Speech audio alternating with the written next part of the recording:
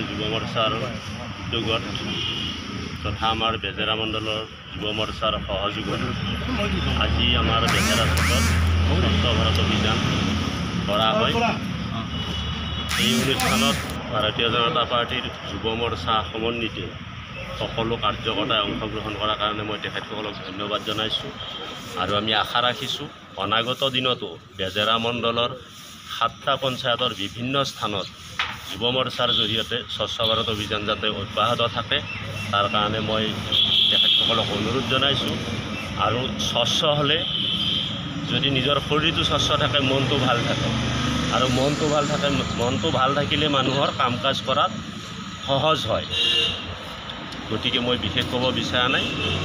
আশা ৰাখিছোঁ আমাৰ অসমখন স্বচ্ছ হওক আৰু 12টা মণ্ডলৰ ভিতৰত গুৱাহাটী মহানগৰ আটাইতকৈ সৰ্বশ্ৰেষ্ঠ মণ্ডল হিচাপে বেজেৰা মণ্ডল নিপেন নাথৰ নেতৃত্বত সবল হওক, স্বচ্ছ হওক। গুৱাহাটী মহানগৰ জিলাৰ সহযোগত আৰু বেজেৰা মণ্ডলৰ উদ্যোগত ভাৰতীয় জনতা যুৱ মৰ্চাই প্ৰতিটো সোমবাৰে প্ৰতি সপ্তাহৰ প্ৰতি সোমবাৰে এই স্বচ্ছতা প্ৰতিটো পঞ্চায়তত, ৱাৰ্ডত, বুথত তেখেতসকলে কৰাৰ কাৰণে দৃঢ় পৰিকল্পবদ্ধ আৰু তাৰে অংশ হিচাপে আজি এই স্বচ্ছতা অভিযানৰ বেজেৰা মণ্ডলত বেজেৰা যি বাছ আস্থান আছে, বেজেৰাৰ যি চক, সেই চকত আজি সমগ্ৰ যুৱ মৰ্চা বেজেৰা মণ্ডলৰ প্ৰতিজন যুৱ মৰ্চাৰ কাৰ্যকৰ্তা আহি সুন্দৰভাৱে এই অঞ্চলটো যাতে সকলোখিনি ৰাইজ যাতে সজাগ হৈ থাকে। কাৰণ অকল এটা দিনেই স্বচ্ছতাৰ প্ৰতি নজৰ ৰাখিলে নহ'ব, আমি সদায় এই স্বচ্ছতাক আগবঢ়াই নিব লাগিব। আমি নিজেও জানিব লাগিব আমাৰ ঘৰৰ পদূলিখন সদায় স্বচ্ছ হৈ থাকিব লাগে।